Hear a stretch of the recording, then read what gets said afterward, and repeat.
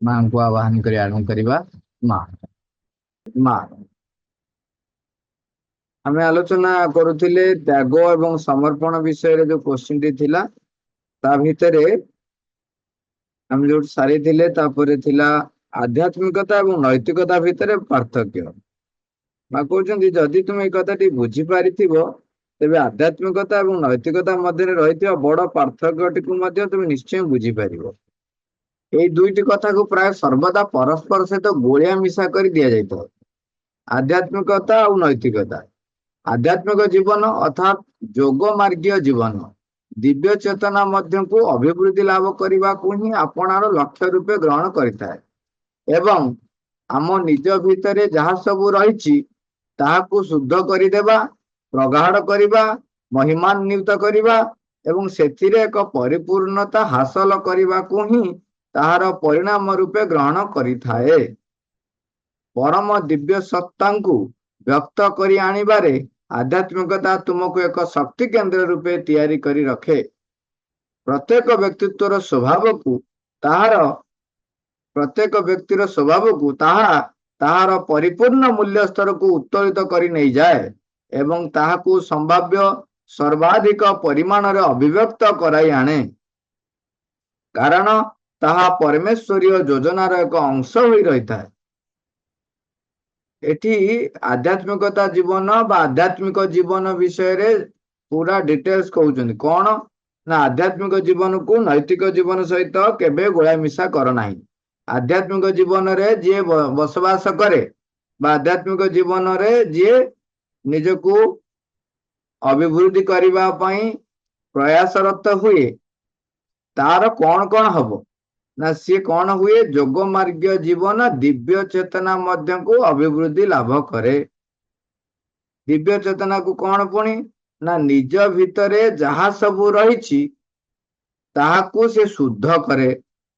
तो आध्यात्मिक जीवन जने बंचिले तार जहाँ रही ता भितरे जो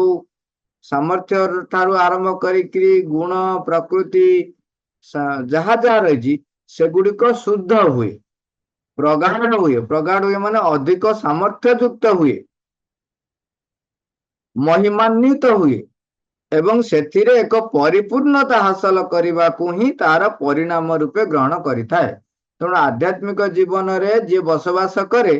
तार गुण गुड़िक दिव्यत्व परिणत हुए एवं शुद्ध हुए प्रगाढ़ हुए। प्रगाढ़ माने जेमती आमे गोटे कौन सी गोटे मन कर चीनी पानी कर लिटर पानी रे चामच चीनी पकेले से मीठा लगे किंतु सेटा गाढ़ मीठा नु खाली नॉर्मल लगे जमी टिके कौन चेंज होती तापरे आउ दी चार चामच अधिका बढ़े देले आउ टिके मीठा लगे तापरे आउ टिके मिसई देवे एमती मिसई मिसई चली जेतेबेले पूर्ण भाव रे आमे मिसेइले जेतेबेले आउ चीनी मिसिला नाही ताकू आमे कहती कौन परिपृक्त द्रवण से भाव रे तेणु से पूर्णता हासिल है। किंतु तापरे ताकू आउ टिके पानी टी गरम करदेले पानी टी गरम करदेले कौन हम ना जेतिकी चीनी मिसी नथिला से चीनी पुणी मिसी जीव पुणी आउ चीनी पकेले आउ मिसिबो तामाने एमिति एक समय आसीबो पूरा चीनी आउ किछि चीनी मिसी गला परे तापरे जो चीनी पकेले से आ मिसिबो ना वर्तमान सी परिपूर्ण हो गला ताकू कह जाए से अति परिपृक्त द्रवण तामाने तापरे आउ चीनी मिसी पारिबो नाही। तेणु एठी आमर जो गुण बाह्य प्रकृति रही ताहा शुद्ध हब प्रगाढ़ हब महिमान्वित हब। वर्तमान संकीर्ण चेतना भितर आमे रही जाउछु आम पाखरे भल पाइबा अछि आम पाखरे प्रेम अछि आम पाखरे स्नेह रही आम पाखरे दया रही सब रही किंतु ताहा व्यवहृत होउची को उद्देश्य रे निजको प्रतिष्ठित करने उद्देश्य रे निजको निजर अहं को परिपृष्ट करने उद्देश्य रे मु काम करुची जनसेवा करुची किंतु निजर नाम जस पाई लोके जो आसंती लोके बहुत दान धर्म करती किंतु सेतिरे सिए तांकु जदि नाम जशर जदि प्राधान्य दिया न गला तांकु जदि प्राधान्य दिया हलानी तेबे सिए आउ सेटिकी जांदी नाही से कहे से आमे सब देखी थिबा माने करा जो जने बड़ व्यक्ति आपणक अनुष्ठान को किसी अर्थ दान करछंती वो भल मोटा अंकर अर्थ दान करछंती सी आसिले किंतु आपण तांकु एक्स्ट्रा ट्रीटमेंट देले नाही कौन कले आपण तांकु एक्स्ट्रा ट्रीटमेंट देले नाही तेबे जदी मु कहूनी जे से हुए सब बेले बोली जदी सी भाविले जे मु एते टंका दान करिछि तथापि मते किछि ट्रीटमेंट करा हो नाही बा मु अमुक जगार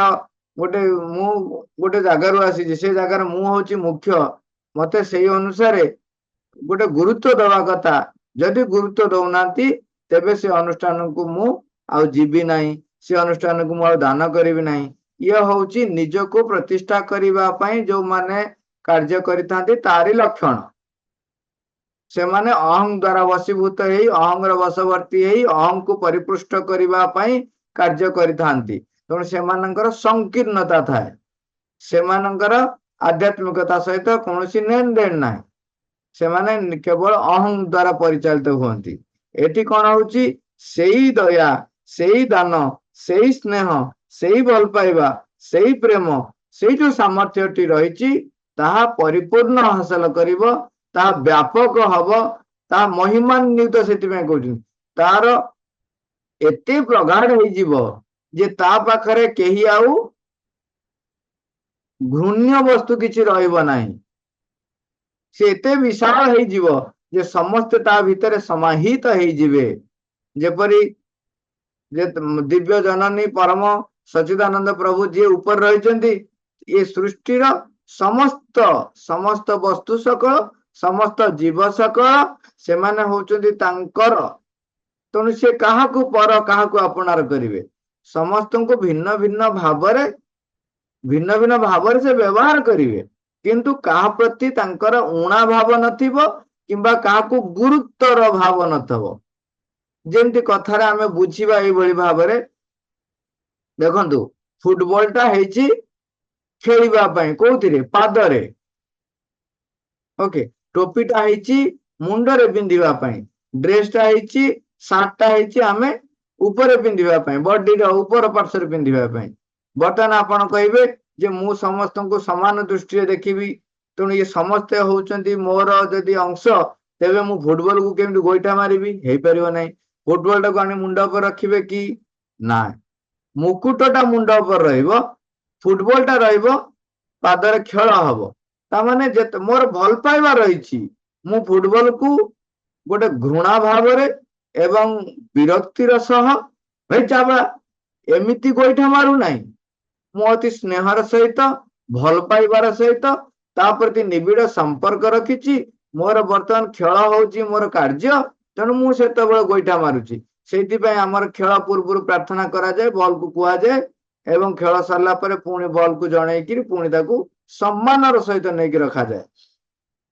तेणु जेतेबेले जने परिपूर्णता हासिल करे जेते परिपूर्ण हो जाए तार जो सामर्थ्यटी सेतिरे से विशालता जो महिमान्वित अवस्था से समस्त को तार निजस्व जो स्थान से स्थान दिए लोक आकु भी मिस इंटरप्रिट करती निजस्व स्थान कहले कौन बुझंती बेले बेले लोक मिस इंटरप्रिट करती कौन सी छोट ये काम गुड़ा कर छोट काम तेणु सी ता लेवल रहिबो ना सी ऑफिसर ये ऑफिसर भाया ट्रीटमेंट पाइबो सी गोटे क्लर्क भाया ट्रीटमेंट पाइबो लोके यही चेतना रे पर्यंत रहिचंती तेणु आध्यात्मिक चेतना रे एगुड़ाक नाही आमे देखिचंती जे बयस रे बड़ हेले मध्य जदि ऑफिसर टे कम वयस्क एवं क्लर्क जदि अधिक बयस ताकू से बेले बेले ना धरी डाकती बा मामलतकार देखिबा पई मु बड़ा बोली भी बेले बेले अन्य मान को ना धरी डाका जाए आध्यात्मिकता ये सब जिनस नाही निजर सामर्थ्य वृद्धि हबो कि सामर्थ्य वृद्धि हेले ए प्रकार अपव्यवहार आसीबो नाही तेणु एठी महिमान्वित अवस्था आसीबो, संकीर्णता रहइबो नाही। एवं तापर कहउचंती परम दिव्य सत्ता को व्यक्त करी आनिबारे आध्यात्मिकता तुमको एक शक्ति केंद्र रूपे तैयारी कर रखे। माने परम दिव्य सत्ता तमे जो आध्यात्मिक जीवन रे बंचुच सी तुमको कौन करिवो ना परम दिव्य सत्ता किपरि निजे परिप्रकाश हेबे तम भीतर देइकिरी तुमको से बाछि नेले जंत्र रूपे, तुमको बाछि नेले केंद्र रूपे। तामाने तुमे तांकु ही परिप्रकाश करिवो परम दिव्य सत्ता को। एवं तेणु तेणु कौन हम परम सत्ता जो निज को परिप्रकाश करेंगे जे विश्वर आम जमी कह जी ज्ञानर भंडार सी जो मो भीतर दे परिप्रकाश हेबे कौन हम ना मोर व्यक्तिगत जो व्यक्तित्व जो स्वभाव रही से स्वभाव आउ लिमिटेड ही रही पार। चिंता करना मन करा वर्तमान मो पाखे केते टंका जानच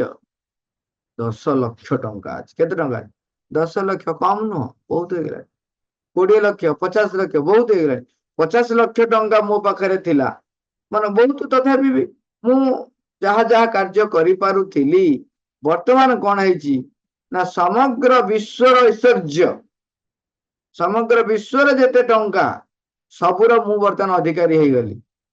परमंक सत्ता जेते मो मते केंद्र करनेले तेबे परमंक पाखरे जेतक संपत्ति रही से सब संपत्ति अधिकारी भी मु हो गली। तेणु परम जोटी जहाँ चाहिए कोटी 10 लाख चाहिए 10 लाख व्यवहार करेंगे, कोटी 50 लाख चाहिए 50 लाख व्यवहार करेंगे, किंतु कोटी टंकाटे दरकार है ताको आनिक संचय कर रखिए। तार से एग्जांपल टे मन पड़ जाउची भलो कथाटे तेणु आउ थरे भी कहि दउची। कुबेर कुबेर होउचंती समग्र धनरत्नर बा अर्थर से होउचंती मालिक। तांको पाखकु दुर्भिक्ष समय रे जाउचंती भीम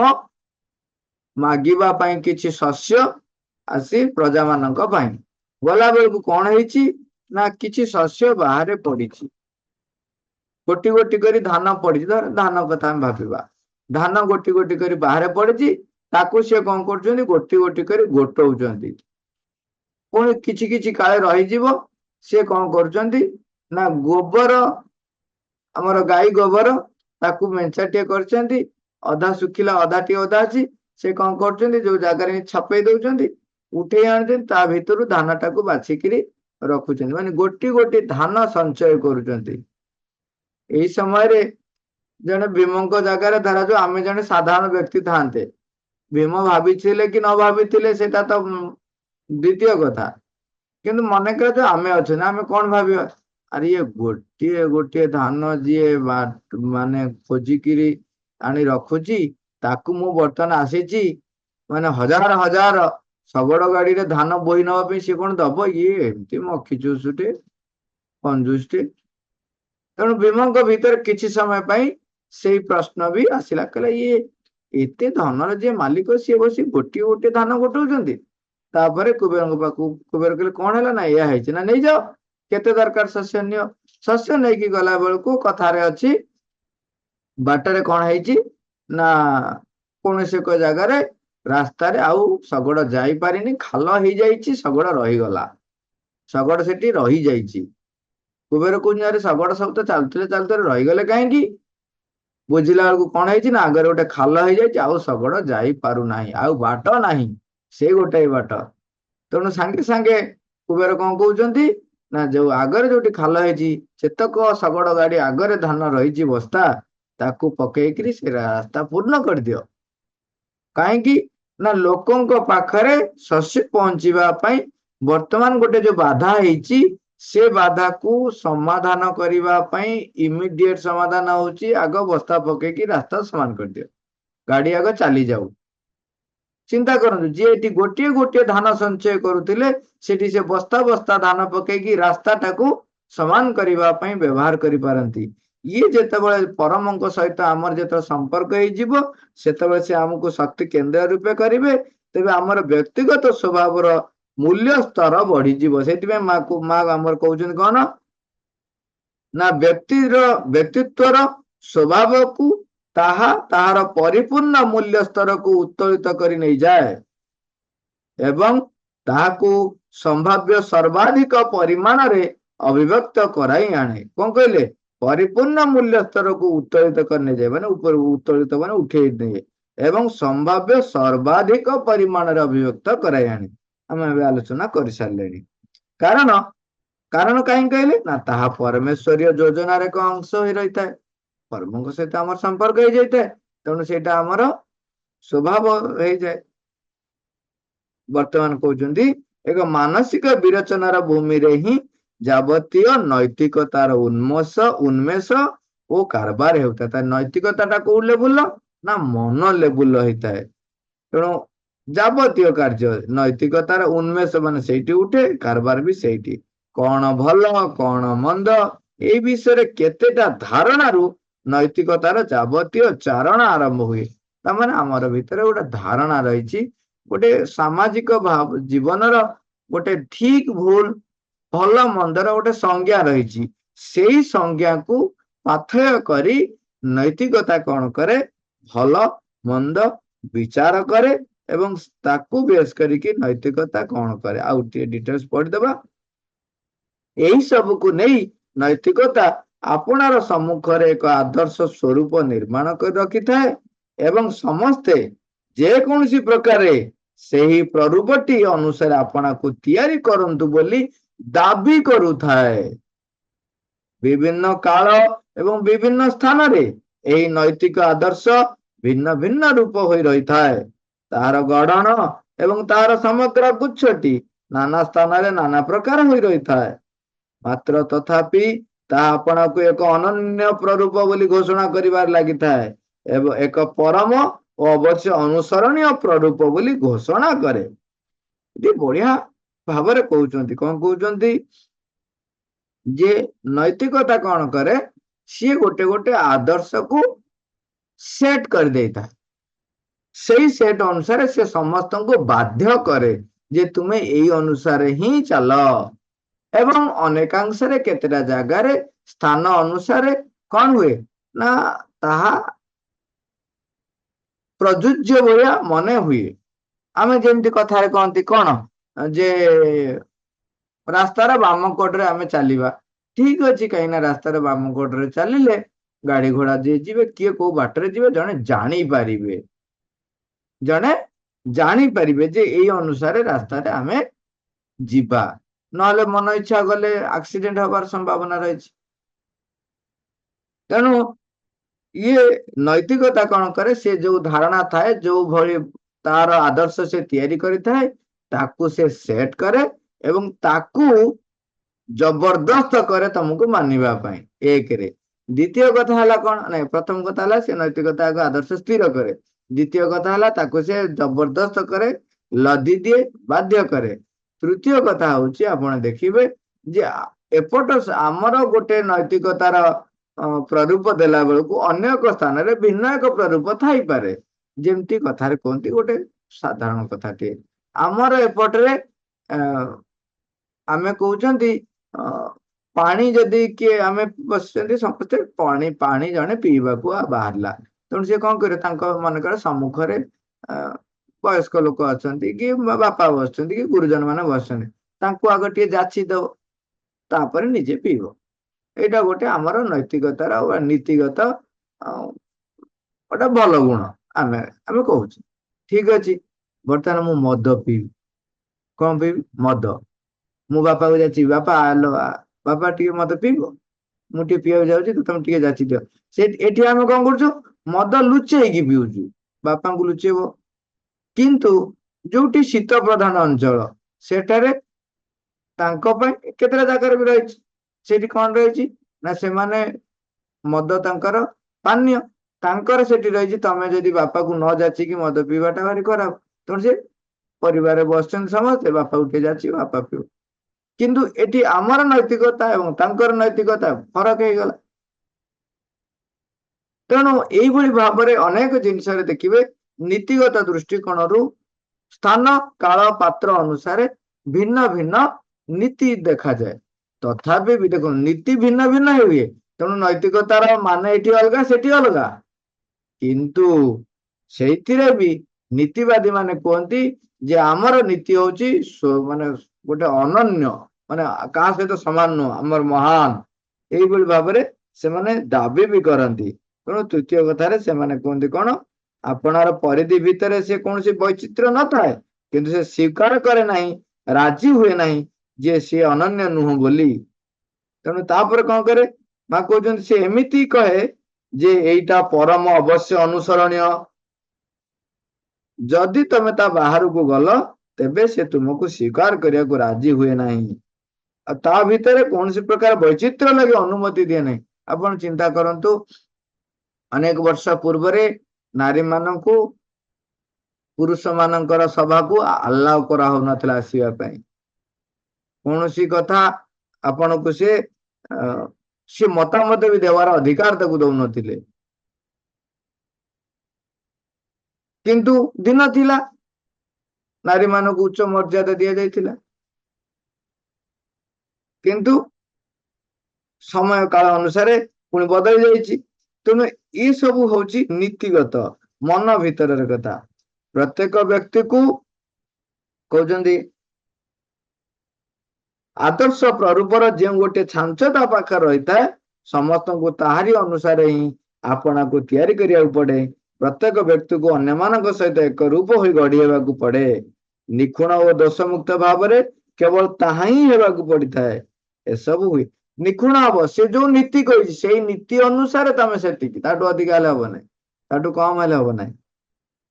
तार कारण हूँ जे नैतिकता बड़ अनमन्य भाव में एपरिक अवास्तव प्रकृति रही था जे आपणार मौलिक नीति एवं कार्यान्वित हेबार भूमि रे आध्यात्मिक जीवन ठीक विपरीत एक अन्य वस्तु हो रही था तेणु आध्यात्मिक ठार बेले बेले नैतिकता अनेक समय कौन हुए ना विपरीत भाव में परिप्रकाश हो पारे रही था आध्यात्मिक जीवन समस्त भितर रही एक मूल सत्य को उद्घाटित करियाने सत मात्र ताहा आपणार अंतहीन नाना अनेक विविधता को अनेक विधता को मध्य प्रकट करी आनी थाए आध्यात्मिकता एकता मध्य ही अनेक विधता अनेक विविधता हवा कथा बोधे अनेक विविधता लगी कार्य करुए एवं से अनेक विविधता मध्य परिपूर्णता लगे भी कार्य करुए एटी आध्यात्मिकतार पुणी आरंभ कर मन पके मन पड़ जाऊँगी जिते नीति प्रतिष्ठा करने अवतार ग्रहण कर श्रीराम आसते प्रभु आसते श्रीराम रूप से अनेक नीति प्रतिष्ठा कले ता भितर से नीतिर एक जाल भितर निजे फसी गले कौन है ना नीतिर जाल भितर से जिते जने प्रजा संदेह करुची जे सीता से तो पत्नी को आग कहते तुम्हें जेहेतु जाइकरी बाहर रहीच तेणु तुम्हें आउ मो घर को आसीपार ना से कथा उठी से कहते मु कौन श्रीराम बोली भाविलु ना कौन मु कौन राजा राम बोली भाविलु जा नहीं तो मु सीता को सी ग्रहण कले मु ग्रहण कर पारिबिनी मु तते ग्रहण कर पारिबिनी तेणु सेठी राजा कर्तव्य न्यायनिष्ठ नीतिनिष्ठ भाव में प्रजा मानकर जिते संदेह रही तेणु से निज पत्नी को त्याग करुचंती सी जानी निजे स्वयं परम प्रभु सबकि जानी एवं आमे जानिथिबा कि न जानिथिबा टिके हिंट्स दे कहि जाउची जेतेबेले अपहरण हवार समय आसीची सेतेबेले सत जोटा हमर सत सीता जी हमर सी कौन हो अग्नि भितर पशुंती अग्निदेव पाखे से शरण रहउचंती माया सीता माने सीता छद्म रूप रे माया रूप रे तांकर सूक्ष्म अन्य एक रूप आसिकी सीतांकर बाह्य रूप नहीं कि रहउचंती रावण जो अपहरण करची से माया सीता को अपहरण करची तापरे जेतेबेले सीता देवी फेरुचंती सेतेबेले पुणी अग्नि भितर जो अग्नि परीक्षा दउचंती सेतेबेले माया सीता प्रवेश कर जाउचंती एवं ओरिजिनल सीता फेरी आसु सबु जानिचंती किंतु तथापि भी नीति दृष्टि राजा कर्तव्य दृष्टि तेणु से कौन कर परित्याग कर नैतिकतार आध्यात्मिकता पाखक पहुंची पारे ना सी धरी पारे ना तार ठीक विपरीत अन्य एक वस्तु रही जाए कहीं रही ना तार सी जो तू छांच करदेला ना से छांचर न पड़े सरीगला ତାର ଯୋଉ ଛାଞ୍ଚଟି ମନରୁ କଲା, ମନର ଜ୍ଞାନ କେତେ ସୀମିତ, ତାର ପରିସୀମା କେତିକି ସୀମିତ, ତେଣୁ ସେ ବିଶାଳତାକୁ ଗ୍ରହଣ କେମିତି କରିପାରିବ? କରିପାରିବ ନାହିଁ। ତେଣୁ ସେ ସବୁବେଳେ ଆଧ୍ୟାତ୍ମିକତାର ବିପରୀତ ହେଇକି ରହିଥାଏ। ବର୍ତ୍ତମାନ ପୁଣି ମା କହୁଛନ୍ତି ଆଧ୍ୟାତ୍ମିକ ଜୀବନ ସମସ୍ତଙ୍କ ଭିତରେ ରହିଥିବା ସେଇ ମୂଳ ସତ୍ୟଟିକୁ ଉଦ୍ଘାଟିତ କରି ଆଣେ ସତ, ମାତ୍ର ତାହା ଆପଣାର ଅନ୍ତହୀନ ନାନା ଅନେକ ବିବିଧତାକୁ ମଧ୍ୟ ପ୍ରକଟ କରି ଆଣେ। ତେଣୁ ବର୍ତ୍ତମାନ ଆମର ଯୋଉ ମୂଳ ସତ୍ୟଟି ରହିଛି, ଆମେ ଯୋଉ ଗୁଣ ପରିପ୍ରକାଶ କରିବା ପାଇଁ ଏଇ ଜୀବନଟି ପାଇଥିଲୁ ସେ ତାକୁ ପରିପ୍ରକାଶ କରିବୁ, ଏହା ବି ସତ୍ୟ। ଏବଂ ତା ସହିତ ଯେହେତୁ ପରମଙ୍କର ମୁଁ ହଉଛି ଏକ ଅଂଶ, ତେଣୁ ପରମଙ୍କର ଯୋଉ ଅନ୍ତହୀନ ପରିପ୍ରକାଶ ରହିଛି ତାକୁ ମଧ୍ୟ ପରିପ୍ରକାଶ କରିବାର ସାମର୍ଥ୍ୟ ତା ଭିତରେ ଆସିଯାଏ। ଆଧ୍ୟାତ୍ମିକତା ଏକତା ମଧ୍ୟରେ ହିଁ ଅନେକ ବିବିଧତା ଲାଗି କାର୍ଯ୍ୟ କରୁଥାଏ। ସମସ୍ତେ ଏକ ହେଇକିରି ରହୁଥିବେ, ଯେମିତି କଥାରେ କୁହନ୍ତିନି ଏକ ହେଇ ରହୁଥିବେ, ଭିନ୍ନ ଭିନ୍ନ କାମ କରୁଥିବେ। ଯେକୌଣସି ଗୋଟେ ଆପଣ ଅର୍କେଷ୍ଟ୍ରା, ବଡ ଅର୍କେଷ୍ଟ୍ରା କଥା ଚିନ୍ତା କରନ୍ତୁ। ଗୋଟିଏ ଧୁନ୍, ଗୋଟିଏ ଗୀତ ବା ଗୋଟାଏ ସ୍ୱରର ବା ଯୋଉ ଗୀତଟି ସେମାନେ ପାଇଁ ବଜଉଛନ୍ତି, ଲକ୍ଷ୍ୟ ଗୋଟିଏ, ଏକତା ଏକ ହେଇଛନ୍ତି କଣ ନା ଏଇ ଗୀତଟା ବାଜିବ, କିନ୍ତୁ ସମସ୍ତେ ଭିନ୍ନ ଭିନ୍ନ ବାଦ୍ୟ ବଜଉଛନ୍ତି। ଗୋଟେ ଘରେ ବା ଗୋଟେ ମନେକର ଯୋଉ ବର୍ତ୍ତମାନ ଗୋଟେ ରୋଷେଇ ହଉଛି, ଗୋଟେ ରୋଷେଇରେ କିଏ ସେ ବାସନ ମାଜୁଛି, କିଏ ସେ ଆଳୁ କାଟୁଛି, କିଏ ସେ ଜହ୍ନି କାଟୁଛି, କିଏ ସେ ବା କଣ ଏପଟରେ ଜିନିଷ ପତ୍ର ଯୋଗାଡ଼ କରୁଛି, କିଏ ମସଲା ବାଟୁଛି, ଭିନ୍ନ ଭିନ୍ନ କାମ ହଉଛି, କିନ୍ତୁ ଏକ ହେଇଛନ୍ତି କଣ ପାଇଁ? ତରକାରୀ ହବ ବା ଭୋଜିର ଖାଦ୍ୟ ରନ୍ଧା ହବ। ତେଣୁ ଏକତା ଭିତରେ ବିବିଧତା ରହିଛି ଏବଂ ତା ଭିତରେ ବି ପରିପୂର୍ଣ୍ଣତା ଲାଗି କାର୍ଯ୍ୟ କରୁଛନ୍ତି। ଆଧ୍ୟାତ୍ମିକ ଜୀବନରେ ଯିଏ ରହେ ସେ